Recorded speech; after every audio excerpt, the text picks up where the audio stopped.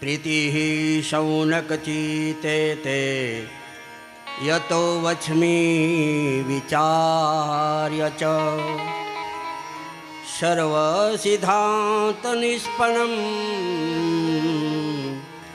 संसारभयनाशनम्।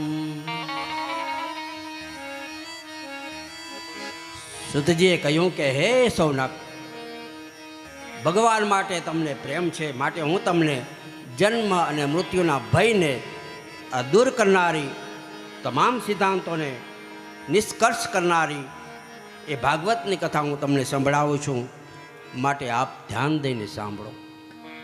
શ્રોતામાં 3 વસ્તુ હોવી જોઈએ. કઈ કઈ?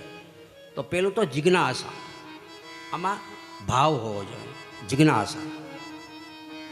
બીજું આવે છે એનામાં શ્રદ્ધા હોવી જોઈએ કે ના, આમાં મારા ઠાકોરજી છે જ, એટલે આવી જ જાય, એ હોય જ, આપણે દેખાતા નથી. દૂધની અંદર બધું છે, દહીં છે, માખણ છે, ઘી છે, પણ દેખાય છે? ક્યારે દેખાશે? ક્યારે દેખાશે? દૂધને મેળવો, જમાવો, પછી એનું મંથન કરો, અને મંથન કરતાં કરતાં માખણ દેખાશે, અને માખણને પછી તપ કરો, અને તપ કરશે તો સામે સીધું ઘી દેખાશે, તો દેખાય. એક વખત દૂધ ગયું પ્રભુ પાસે. પ્રભુ મારો સ્વીકાર કરો. ભગવાન કે નો એન્ટ્રી, નહીં કરું. કેમ? તું બહુ રૂપાળું છો ને, એનું અભિમાન છે તને, જાઓ ગેટ આઉટ. અભિમાની માણસો મારા પાસે નો ચાલે, નો એન્ટ્રી, નો ઈગો. જાઓ. હવે દૂધ ગયું અભિમાન ઉતારવા માટે, એક દિવસ રોકાણું, અભિમાન ઉતરી ગયું.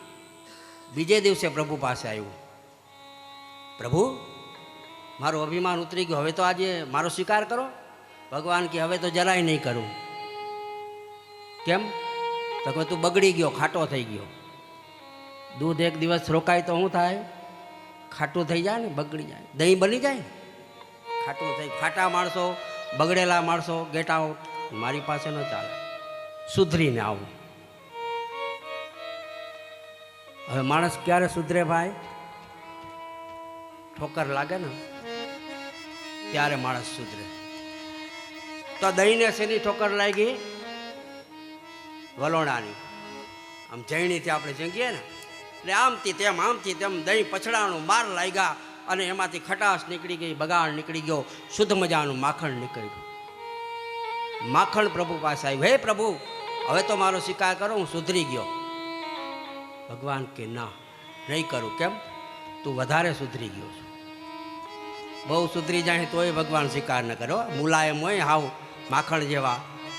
અહીંયા 5 કલાક 3 કલાક બેસી ન શકીએ કથા સાંભળવા, અને આમથી આમ પગ કરવા પડે તો સમજી લેવું આપણે માખણ જેવા છે.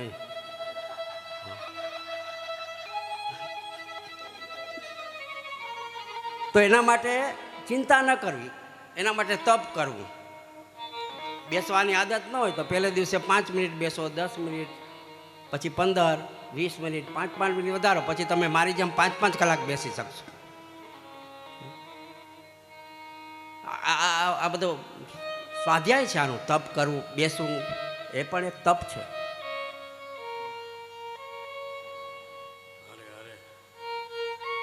અહીંયા બેસવું 4 કલાક 5 કલાક એ તપ છે. એ પગ ઉપર નીચે ન થાય ક્યાંય, મારાથી કોઈ યારે વાતો ન થાય. કરી છે વાતો, પણ બધી સત્સંગની. મારાથી પાણી ન પીવાય. તો આ બધા તપ છે. તો તપ કરો તો પ્રભુ મળશે. એટલે માખણ ગયું તપ કરવા. માખણે તપ કર્યું. ક્યાં કર્યું? ચૂલા ઉપર, સ્ટવ ઉપર અગ્નિશન કરી, તપ કર્યું. અને એ તપ કરતાં કરતાં નામ નીકળી ગયું માખણ, ને બની ગયું ઘી. ઘી પ્રભુ પાસે આવ્યું. હે પ્રભુ, હું ઘી બનીને આવ્યો, હવે તો મારો સ્વીકાર કરો. તપ કરીને આવ્યો છું. ભગવાન કહે જે તપ કરે ને એને મારી બાજુમાં રાખો. દીવો બની, જ્યોત બનીને અહીંયા રહે, અને બીજાના પાપોને બાળીને ભસ્મ કરી નાખ. આ દીવો આપણા પાપને બાળે છે. અહીંયા દીવો પેટાયો ને અખંડ, એ આપણા આ 7 દિવસ સુધી જે બળશે ને, એ આ 7 ભવના આપણા પાપ બળી જાય. એટલે દીવો ભગવાનને માટે નથી આપણે કરતા, યાદ રાખજો. આ આપણા માટે કરીએ છીએ. દીવો આપણા પાપને બાળે છે, આપણા કર્મનો સાક્ષી છે કે તમે આ કાર્ય કર્યું એના સાક્ષી દીપ ભગવાન. આપણા પાપો બાળે એ દીપ ભગવાન. બાકી ભગવાનને કોઈ દીવાની કોઈ અગરબત્તીની જરૂર નથી. ભગવાન સ્વયં પ્રકાશિત છે, એને આપણે શું પ્રકાશ આપવાનો? એને કોઈ પદાર્થની જરૂર નથી, એને ભાવની શ્રદ્ધાની જરૂર છે, એટલે શ્રદ્ધા રાખવી. હવે ત્રીજું, કથા પ્રત્યે પ્રેમ રાખવો જોઈએ. પ્રેમ જેમ આપણે મોબાઈલમાં કેટલો પ્રેમ છે, અત્યારે પત્નીમાં ન કહેવાય, કારણ કે પત્નીમાં પ્રેમ નથી એટલો મોબાઈલમાં છે.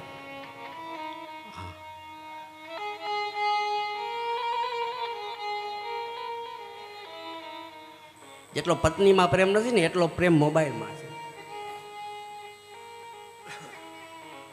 એટલે એકબીજા બે માટે છો, ખાલી પતિ માટે ને પત્ની માટે નથી. આ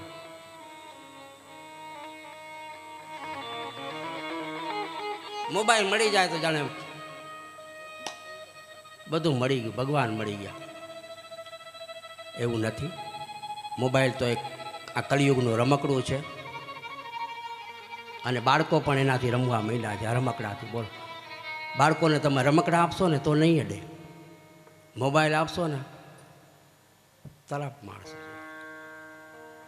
પેલા જૂના જમાનામાં આપણા વડીલો, દાદા દાદી આપણા માટે રમકડા લાવતા ને, એ બધા લાકડાના રમકડા હતા. લાકડાનું ગાડું, લાકડાની ઢીંગલી, બધા લાકડાના મથુરાથી લાવતા.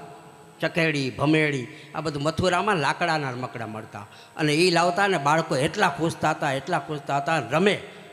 અત્યારે ચાવીવાળા આપો ને તોય ફેંકી દે છે. અમારે તો આ જ જોઈએ છે, મોબાઈલ.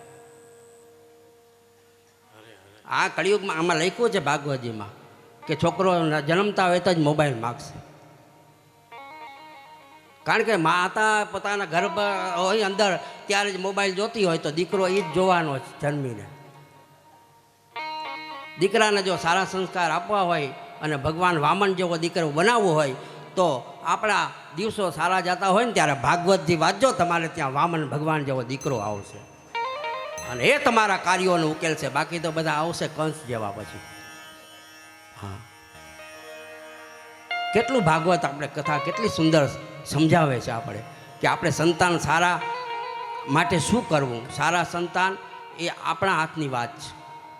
સંસ્કારી બાળકો જોઈએ છીએ તો આપણે એને સંસ્કાર પેટમાં હોય ને ત્યારથી આપવા. જ્યારે બાળક પેટમાં હોય ને ત્યારથી આપણે એને સંસ્કાર આપવા જોઈએ. અને આવા સંસ્કાર આપણા જીજાબાઈએ શિવાજીને આપ્યા હતા. અને શિવાજી જ્યારે પેટમાં હતા ત્યારે જીજાબાઈ રામાયણ વાંચતા, ભાગવતજી વાંચ્યા. એજી પેટમાં પોઢી અને સાંભળેલી બાળે રામ લક્ષ્મણની વાત રે, એ બાળે રામ લક્ષ્મણની વાત. માતાજીને મૂકડે દીઠી ઉડી એની ઊંઘ તે મીઠી, શિવાજીને નીંદ રૂનાવે માતાજી જબાજ ઝુલાવે. પેટમાં હતો શિવો ત્યારે રામાયણ સાંભળી, અને પછી જ્યારે એનો જન્મ થયો ને પછી હાલરડું ગાતા હતા જીજાબાઈ. અને હાલરડામાં પણ એ શું કહેતા, એને સુરવીરતાની કથાઓ સંભળાવતા. હાલરડા કેવા ગાવા એ પણ ભાગવત સમજાવે છે. અત્યારે તો કોઈને હાલરડાય ગાતા ન આવડે. બોલો બહેનોને કાંઈ ન આવડે પછી જોડકા બોલે, ઉલું હાલ્યો તારો બાપ ટાલ્યો, હોઈ જા. ઓલાને ટાલ ન પડતી હોય તોય પડી જાય બિચારો. પણ હાલરડા તો જીજાબાઈએ ગાયા હતા, યશોદા મૈયાએ ગાયા હતા. એવા હાલરડા જે દિયા ભમાયું ગે ચાંદલો ને જીજાબાઈ ને આવ્યા બાળ રે, જીજાબાઈ ને બાલુડા ને માત હિતોરે ડુંગરા ડોલે, શિવાજી ને નીંદ ડોલાવે માતા જીજાબાઈ ડોલાવે. આપ મારું ગેલ ચાંદલો ને જીજા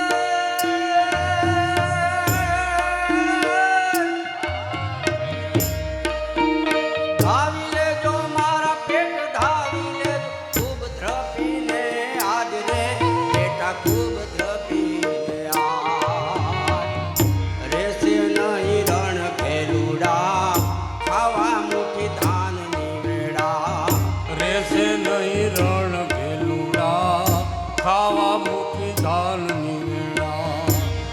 જય હો.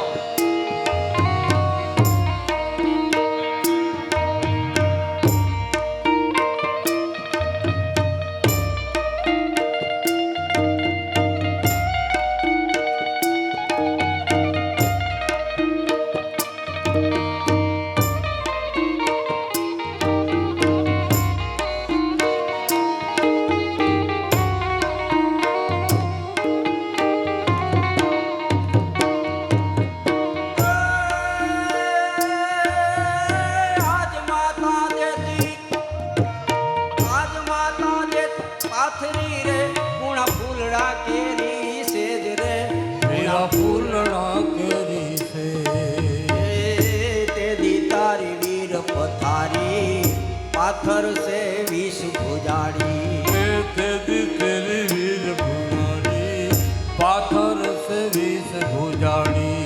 શિવાજીને નીંદ ગુનાવે માતાજી જમાય ગુનાવે હે શિવાજીને નીંદ રુનાવે માતાજી જબાય ધુલાવે.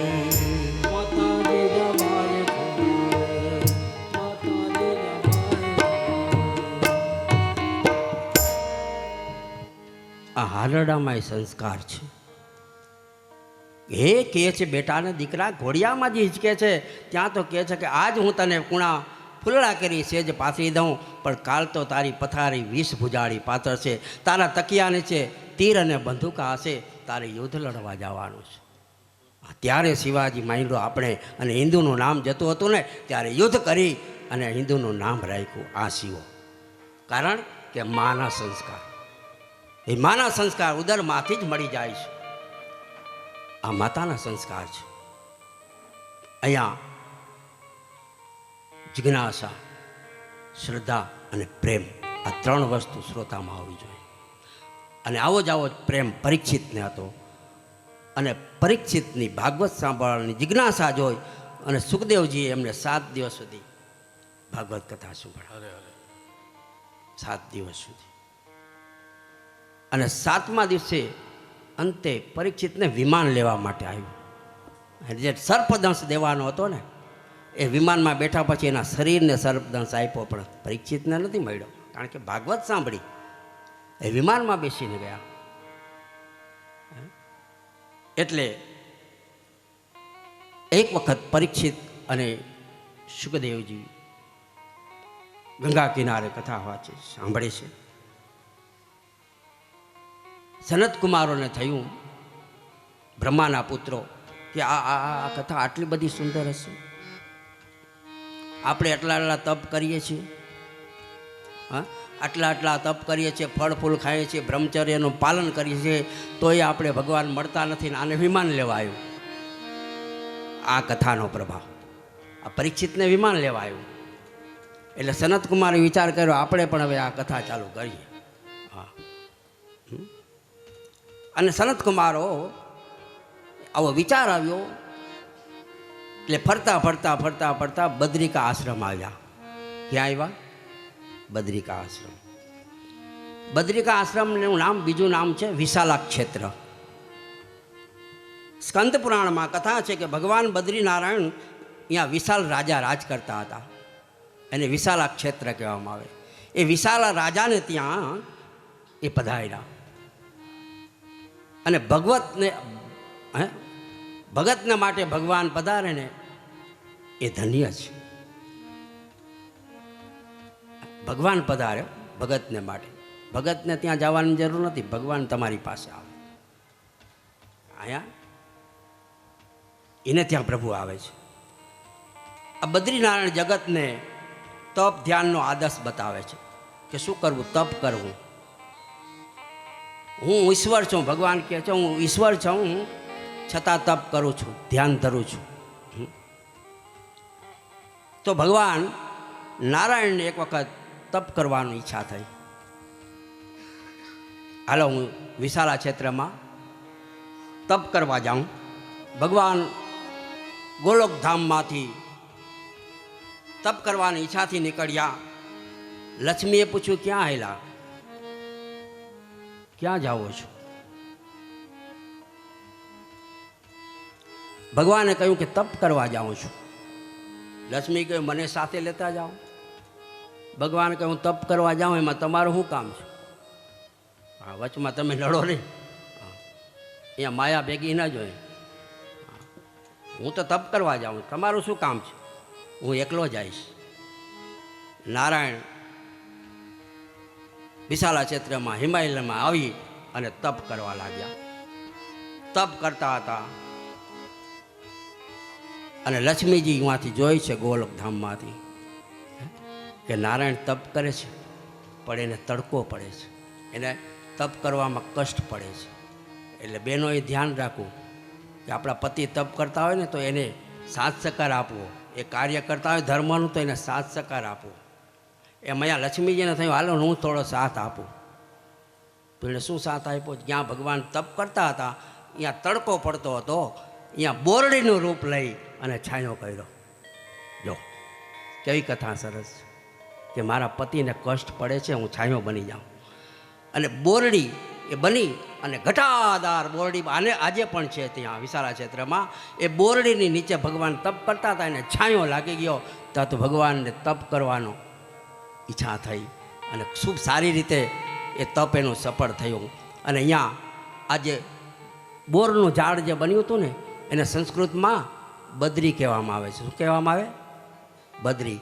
એટલે અહીંયા નારાયણ તપ કર્યું ને બોર બનીને બદ્રી બનીને આવ્યા એટલે આ જગ્યાનું નામ પડ્યું. બોલો બદ્રી નારાયણ ભગવાન કી જય. તો સનત કુમારો બદ્રિકાશ્રમમાં આવ્યા, બદ્રીનારાયણ, અને અહીંયા એને કથા કરવાની ઈચ્છા થઈ. પણ આ ઈચ્છા શા માટે થઈ, કેવી રીતે થઈ અને શેની કથા કરશે એ બપોર પછી 3:30 વાગે. અત્યારે અહીંયા કથાને વિરામ આપી અને ધૂન કરી અને આપણે કથાને વિરામ આપીએ. નારાયણ નારાયણ ભજ મન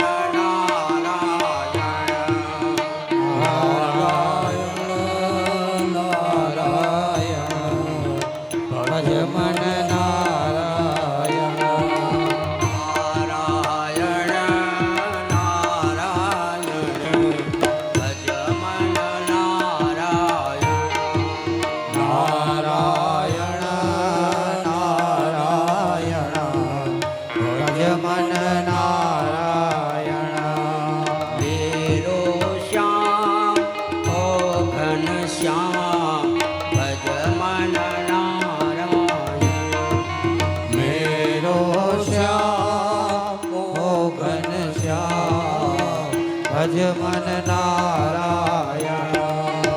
મેરો શ્યામ ઓ ઘનશ્યામ ભજ મન નારાયણ. મેરો શ્યામ ઓ ઘનશ્યામ ભજ મન નારાયણ.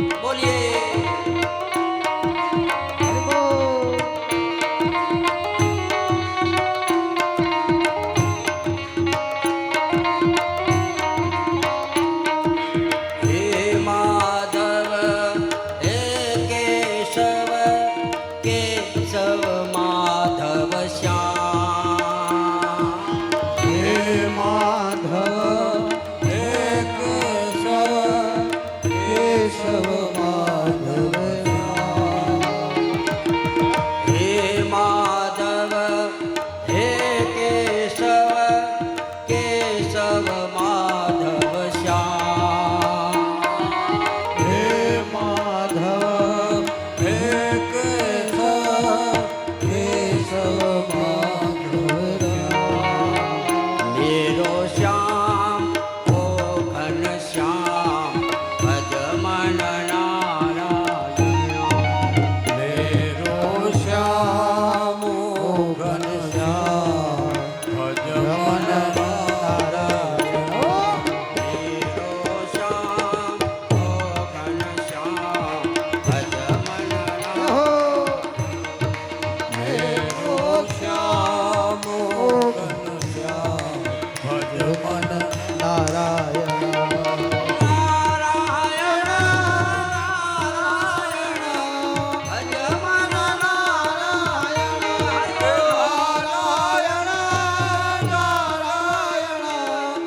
ભજ મન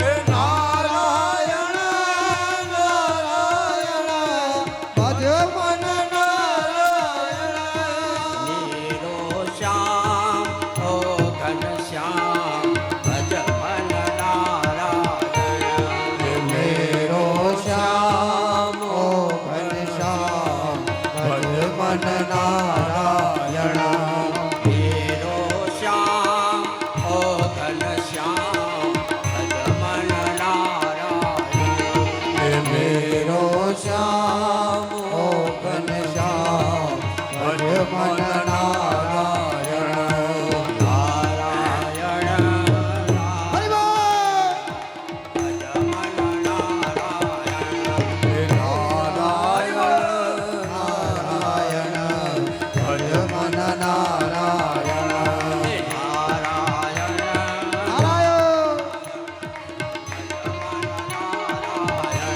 હે નારાયણ નારાયણ ભજ મન નારાયણ ભજ મન નારાયણ હે ભજ મન નારાયણ ભજ મન નારાયણ હે ભજ મન નારાયણ ભજ મન નારાયણ હે ભજ મન નારાયણ ભજ મન નારાયણ હે ભજ મન નારાયણ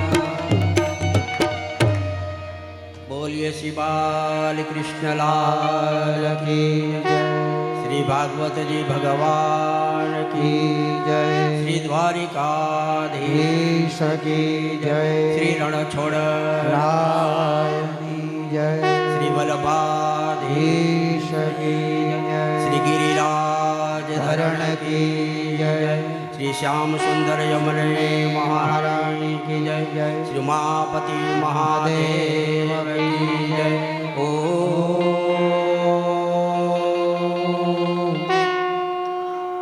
નમઃ પાર્વતી પતયે હર હર મહાદેવ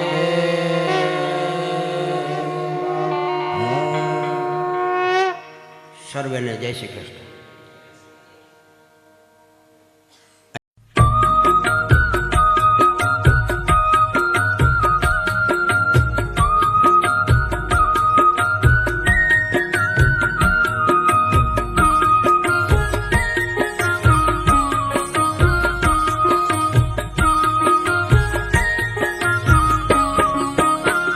વાલાની માખણ ભાવે રે વાલાની મિસરી ભાવે રે